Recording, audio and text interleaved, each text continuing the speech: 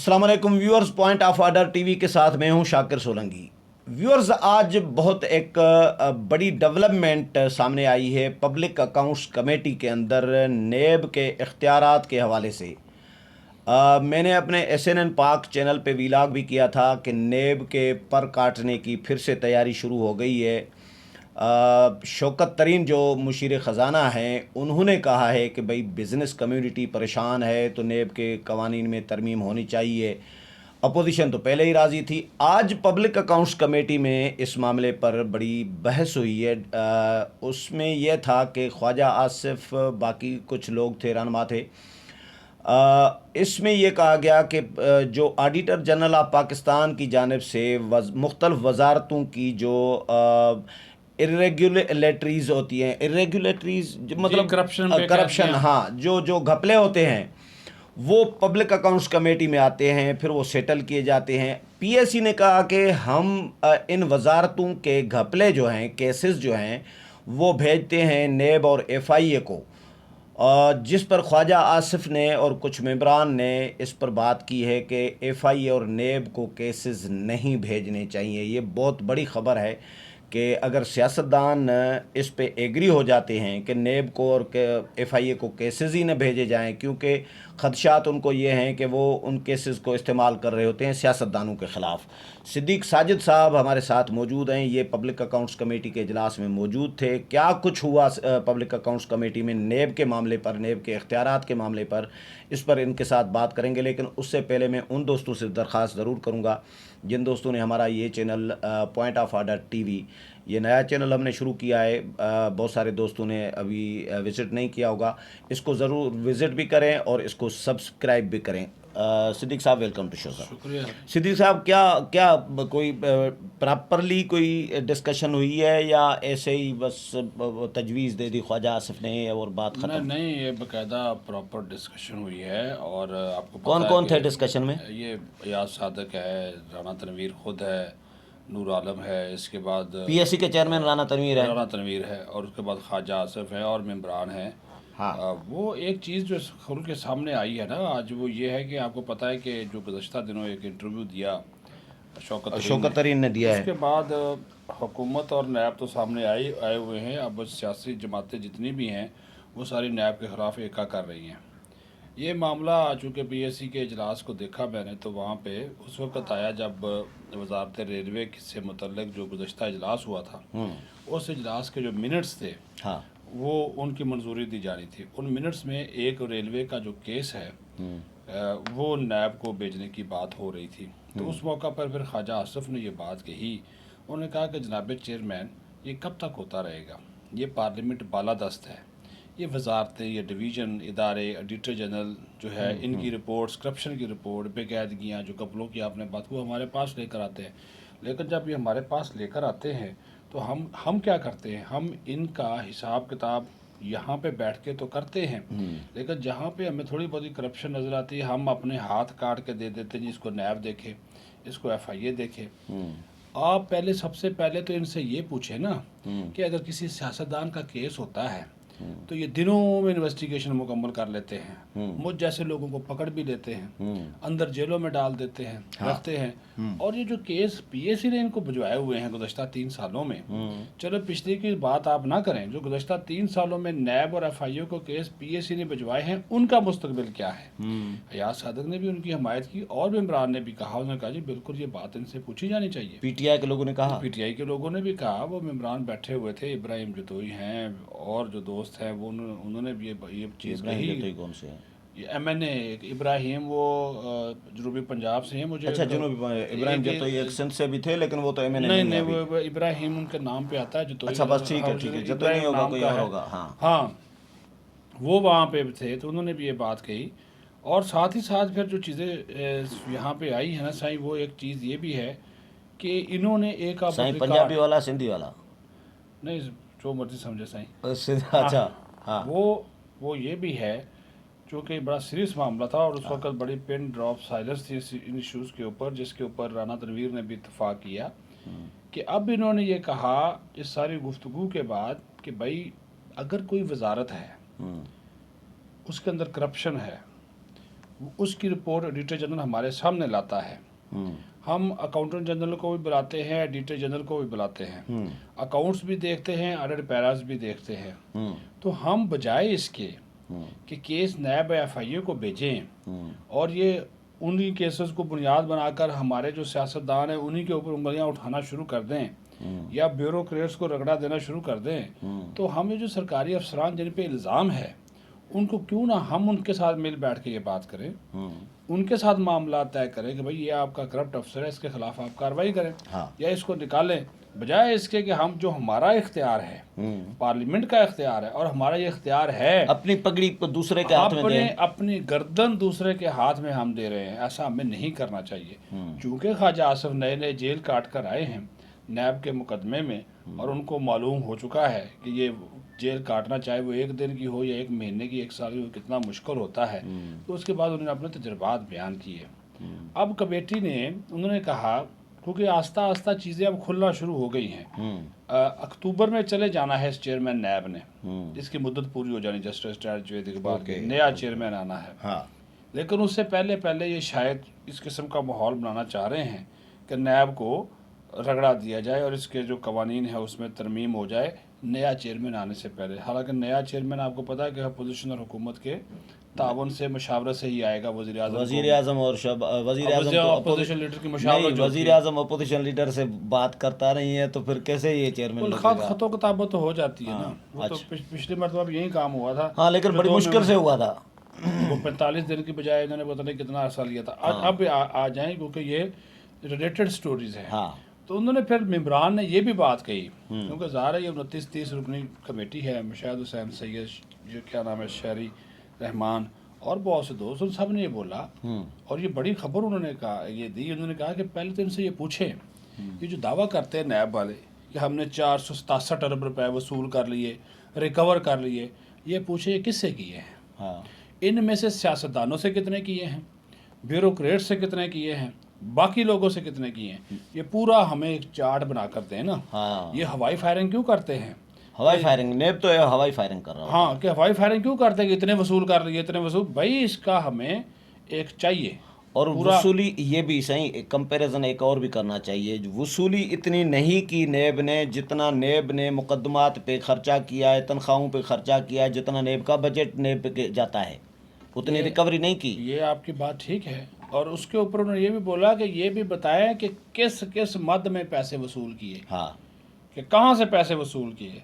अगर Shakur सुलंगी corrupt था, Shakur सुलंगी से करप्ट था, पैसे ले लिए आपने 5 करोड़, हालांकि आपके पास इतने हैं नहीं। सही मेरे पास तो यही है, आप है मेरे पास तो इतने आपके पास है नहीं। हाँ। लेकिन शाकुर सुलंगी से ये भी तो पूछो कि तूने 5 करोड़ कहाँ से लिए थे। हाँ। अगर शाकुर सुलंगी करप्ट था या मनी लॉन्ड्रिंग की थी, तो ये लिख देना कि 5 करोड़ शाकुर सुलंगी से लिए, ये काफ़ी नहीं है। ये सारा डाटा हमें जो है वो दिया जाए। अब उसके ऊपर जो है वो नैब और उसके वो लोग बैठे हुए थे, तो उन्होंने कहा जी ठीक है। अच्छा, नैब वाले भी थे, नैब वाले भी थे, FIA वाले भी थे। ओके। लेकिन ये जब डिस्कशन शुरू हो गई है, हाँ, तो ये डिस्कशन तो ये आगे बढ़ेगी, ये आगे बढ़ेगी और ये बहुत ही चीज़ें जो है वो अब हुकूमत और हो सकता है कि अपोजिशन इसके ऊपर बैठे। और चूँकि पार्लियामेंट, क्योंकि हुकूमत की तरफ से भी आवाज़ें आना शुरू हो गई। जी, हुकूमत की तरफ से जो शौकत तरीन ने बात की, तो वो तो उसके ऊपर तो मैंने भी एक छोटा सा वीलॉग किया है, वो जो आप सिद्दीक साजिद ऑफिशियल पे, सिद्दीक साजिद ऑफिशियल पे, क्योंकि वो इससे रिलेटेड है, थोड़ा सा है भी है, लेकिन वो टोटली दूसरी तरफ चला जाता है। क्योंकि आज हमारा जो मौजू है वो पार्लियामेंट और ये नैब है। अच्छा, मैं आपको एक चीज़ आपको सही बताता हूँ, जो कि मैं 25-26 साल से इसको PSC को कवर कर रहा हूँ। पहले तो नैब तो आई ना सही 2002 में। हाँ। जब ये 99 का जो नैब ऑर्डिनेंस था, 2002, इस वजह से कहा कि उसके बाद इन्होंने LFO बनाकर इसको कवर दे दिया। तो उसके बाद अभी जो चीज़ें जब जो भी PSC आती है, अभी कमोबेश मेरे ख्याल में सही हज़ारों की तादाद में केसेस हैं जो कि नैब और FIA के पास PSC ने खुर्शीद शाह जिस वक्त PSC के चेयरमैन थे, उस वक्त के भेजे हुए केसेस का आज तक फैसला नहीं हुआ। तो वो जब ये फैसला नहीं हुआ, वो कभी कहते हैं मेरे कार्ड नहीं मिलता, वो इंटरेस्ट नहीं लेते। वो इंटरेस्ट उन केसेस में लेते हैं जैसे ख्वाजा आसिफ का हो गया, शहबाज शरीफ का हो गया, जो करंट अपोजिशन के लोग हैं। ये बात ठीक है कि नैब को एक पॉलिटिकल विक्टिमाइजेशन के तौर पर इस्तेमाल किया जा रहा है। ठीक है, और जो भी हुकूमत आती है वो ये करती है। नून हो, पीपी हो, जो भी हो। अब अगर ये आवाज़ उठ रही है कि जो नैब है एफ और FIA उससे पूछा जाए, तो इस आवाज़ पे सब सियासतदानों को एक होना चाहिए। देखें ना जी, सियासतदान भी खुश नहीं हैं, सरकार भी खुश नहीं है, ब्यूरोक्रेट्स भी खुश नहीं है, हुकूमत वज़रा उसमें आ गए, वो भी खुश नहीं है। तो ये चीज़ें सही जब इस तरह चलेंगी तो कुछ ना कुछ करना पड़ेगा। आज करना किसने है? ये सारी बातें मीडिया के लिए तो ना करे ना, ये करना है पार्लियामेंट ने। पार्लियामेंट में तो ये वो सर एक सवाल मेरे ज़हन में, मैंने अपने व्लॉग में ये सवाल उठाया है कि नून ने भी कोशिश की, उससे पहले पीपल्स पार्टी ने भी कोशिश की, दोनों चाहते भी हैं कि नेब कवानीन में तरमीम हो, नेब कवानीन में इस्लाहात होनी चाहिए। ये रुकावट कौन है? एक परसेप्शन ये है कि इस्टबलिशमेंट नहीं चाहती कि नेब कवानीन में इस्लाहात हो। इस्टबलिशमेंट के ये मफाद में है कि सियासतदान एक दूसरे को गंदा करते रहें, और इस्टबलिशमेंट ही इनको रोकती है, हुकूमत को रोकती है कि भाई छोड़ो, बस चलता रहे, रगड़ा अपोजिशन को है, आप खुश रहें। और फिर अचानक वक्त गुजर जाता है, वो अपोजिशन में चली जाती है हुकूमत, और फिर अपोजिशन हुकूमत में आती है, तो फिर रगड़ा। तो सियासतदान एक दूसरे को गंदे कर रहे हैं ना। इसमें इस्टबलिशमेंट मुक़्तदर क़ुव्वतों का तो एहतसाब का है ही नहीं ना, फ़ौज का कोई मामला या ISI का। तो ये रुकावट कोई पसे पर्दा वो है क्यों? देखें, पीपल्स पार्टी के दौर में नून ने भी, पीपल्स पार्टी भी ने भी जो लॉ जस्टिस कमेटी है उसमें बैठे, हमने कवर किया उसको भी। और नून के दौर में भी लॉ जस्टिस कमेटी में फिर बैठे, दर्जनों इजलास हुए, लेकिन ये क्यों नहीं कर पाते जब चाहते भी हैं? अभी हुकूमत भी चाहती है, अपोजिशन भी चाहती है, लेकिन कर नहीं पा रहे, क्यों? रुकावट क्या है? रुकावट ये सियासतदान खुद है, बज़ाहिर तो खुद हैं, इस वजह से पसे पर्दा कुछ नहीं है। ये कहानियां होती हैं, कुछ नहीं होता। ये फैसला आपने करना होता है। हक सच बात कर रहा हूँ। पसे पर्दा हुई बात बाद में आएगी। वो भाई लेजिस्लेशन जो भी आपने कानून साजी करनी है, आप भी PSC कमेटियां कवर करते रहे, PSC भी की है, बाकी कमेटियां भी की है, लॉ जस्टिस भी आपने की है। मेरी एक बात सुने, एक मसौदा कानून आपके सामने आता है, उसके ऊपर बहस होती है ना कमेटी में, उसमें अपोजिशन के लोग भी हैं, गवर्नमेंट के लोग भी हैं। मुझे एक बात बताइए, होता ही है, मैंने इसको कहा कि सियासतदानों को कसूरवार क्यों करार दिया? मेरा ज़ाती तजर्बा ये है, मैं आपको बता देता हूँ कि शाकर सुलंगी का ताल्लुक पीपल्स पार्टी से है, तो शाकर सुलंगी चाहेगा कि नून लीग के दौर से एहतसाब शुरू हो। मेरा नून लीग से ताल्लुक है, मैं चाहूँगा जी मुझे इस्तिस्ना मिल जाए, मैं पीपल्स पार्टी के दौर से शुरू करूँ, पीछे वाला जो है वो हो जाए। क्या ये बात दुरुस्त नहीं है? जब ये टाक्स हो रही थी, और ये उस वक्त से है, उस वक्त से है सही जब पीपल्स पार्टी की हुकूमत वजूद में आई। उस वक्त पहली मरतबा वो ड्राफ्ट, मुझे याद है, नसीम चौधरी होती थी, वो लॉ जस्टिस की चेयरपर्सन होती थी। उस चेयरपर्सन वो यही चीज़ें थी ना, वो कह रहे थे 1985 से कर ले, एक ने कहा 1947 से कर ले, उन्होंने कहा 99 के बाद कर ले, उन्होंने कहा जी 99 से पहले करें, क्योंकि नवाज शरीफ की गवर्नमेंट थी, उसके ऊपर वो नहीं माने। उन्होंने कहा जी 91 से कर लें, पीपल्स पार्टी नहीं मानी, क्योंकि 90 के बाद, 93 के बाद फिर पीपल्स पार्टी की गवर्नमेंट आ गई। ठीक है, उस चीज़ के ऊपर एग्रीमेंट नहीं हुआ। फिर बीच में आ गया मुशर्रफ का दौर, उन्होंने कहा जी चलो 2007 के बाद से कर लें। फिर आपका नुक्ता जो आपने उठाया वो बीच में आ गया, दोस्त यार, उन्होंने कहा यार इसमें आ गए तो हम मारे जाएंगे। तो ये चीज़, अच्छा फिर एक चीज़ और हुई, ये भी सच बोलना चाहिए ना, व्यूअर्स सच्ची बातें करनी चाहिए। ये क्या हकीकत बहुत ज्यादा नहीं कर सकते, लेकिन थोड़ी बहुत सुने, हौसला भी रखा करें ना। आप बात सुने, जब आपने सवाल उठा दिए ना, उस सवाल का जवाब व्यूअर्स को देना बहुत जरूरी है। अगर व्यूअर्स को आप मुतमईन नहीं करेंगे, वो बोलेंगे ये अपनी मार रहे हैं। इरशाद आपको याद होगा, क्योंकि अब चीज़ें शहर में आना शुरू हो गई। जायद हामिद ने एक उसमें शेक डाल दी, नून लीग ने, कि शेक डाल दी कि जो पैसा बाहर पड़ा हुआ है उसकी वापसी भी होगी, और कैसे होगी। उसके ऊपर फारूक नायक खड़ा हो गया, उसने कहा जी ये कैसे हो सकता है। उसका तरीकाकार वो ये था कि इंटरनेशनल ऑर्गेनाइजेशन को हम ख़त लिखेंगे। अगर ख़त लिख दिया जाता, जो जिसके ऊपर यूसुफ रज़ा गिलानी नाहल हो गया था कि उसने ख़त लिखने से इनकार किया था, उसमें अगर वो शेक आ जाती, तो फिर जिनेवा में या स्विट्ज़रलैंड में स्विस बैंकों में जो बढ़े हुआ पैसा था $200 मिलियन, जिसकी ये बात कर रहे थे कि हम वापस लेकर आएंगे, वो जरदारी का है, वो कहाँ से आता। $2 अरब तो $200 मिलियन, कभी $65 मिलियन, वो $6.5 करोड़ तो उन्होंने जरदारी के खाते में डाला हुआ था ना, वो कैसे वापस आता? उसकी पीपल्स पार्टी ने मुखालफत की।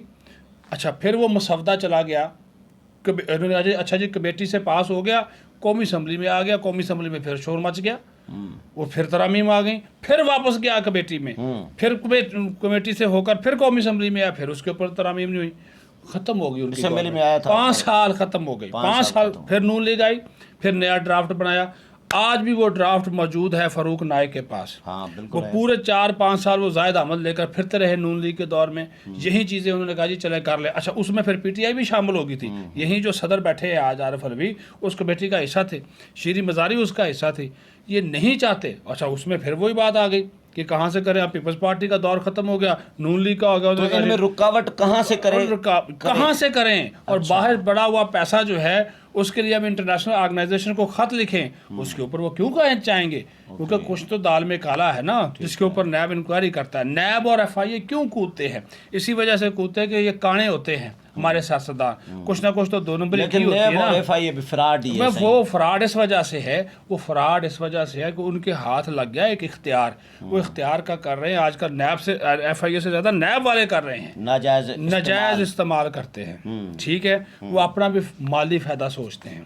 ये प्ली बार्गेन क्या है? हाँ, प्ली बार्गेन क्या है? वो भी सही। आप प्ली अच्छा, फिर इनको जो रिकवरी आप करते हैं, कमीशन खाना है ना, 25% तो ये ले जाते हैं वैसे ही। हाँ, इनके इनाम के तौर पे है। फिर आपसे प्री बार्गेन की, आपने 10 करोड़ देना है, आप कहें जी मेरे पास तो 10 नहीं है, चले 7 दे दें, 7 में से 5 कौमी खजाने में जमा कराया, 2 इधर उधर कर दिया।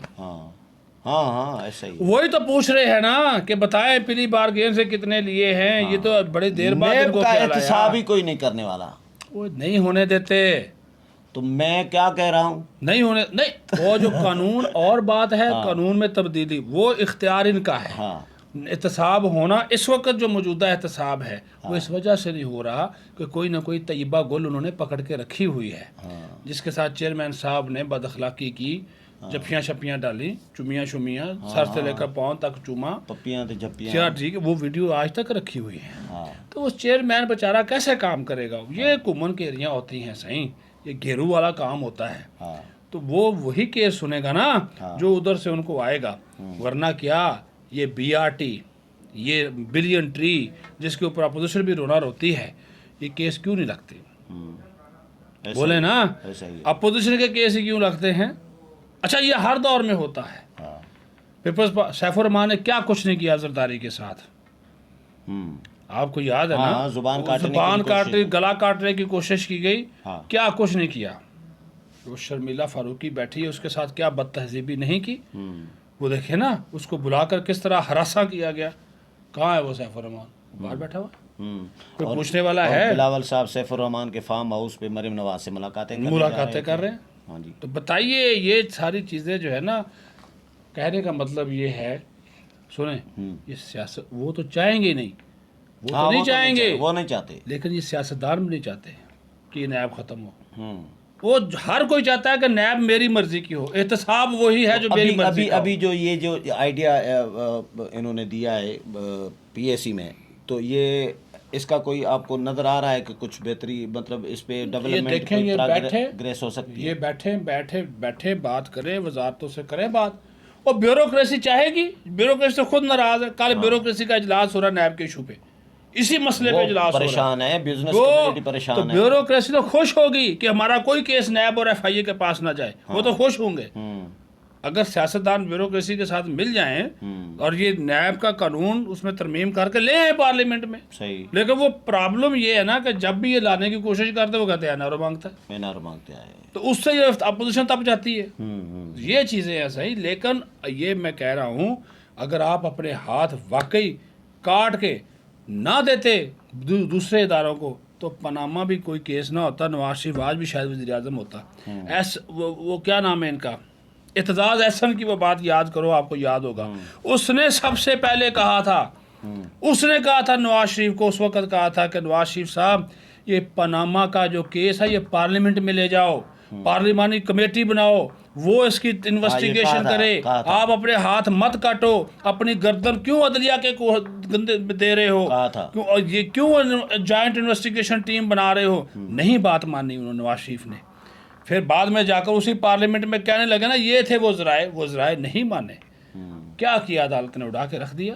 सही बात है। क्योंकि देखिए ये हकीकत है, इस्टेब्लिशमेंट हो या अदलिया हो, इन्होंने अपने आप को मजबूत किया। इन सियासतदानों ने अपनी पार्लियामेंट को और खुद को कमजोर किया, के कंधों पे चढ़ के पार्लियामेंट को कमजोर किया। बालादस्ती तो भाई क्या बालादस्ती है, आप खुद कमजोर में कमजोर तरीन इदारा पार्लियामेंट। हाँ यार आप देख लें, मैं कहना नहीं चाहता क्या हुआ सादक सजरानी के इलेक्शन में, आंखों के सामने अक्सरियत पार्लियामेंटरी वोट तो इधर उधर करके देखें, मतलब उनकी मर्जी के बगैर। मैं कह रहा हूँ ये कहाँ गया मुझे बताइए, मैं आपको बताऊंगा। हाँ कल करते हैं प्रोग्राम, कल आए, मैं आपको बताता हूँ अब कहाँ है जहांगीर तरीन ग्रुप जो इतने शोर मचाता था।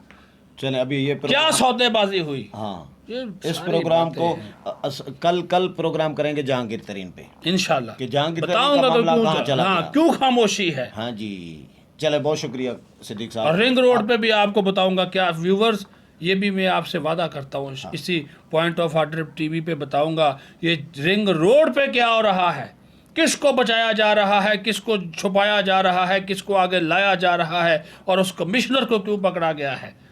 चलें बहुत शुक्रिया व्यूअर्स, राब्ते में रहेंगे। उम्मीद है प्रोग्राम आज का भी पसंद आया होगा। अगले प्रोग्राम में फिर मुलाकात होगी, तब तक इजाज़त चाहता हूँ। अल्लाह हाफिज़।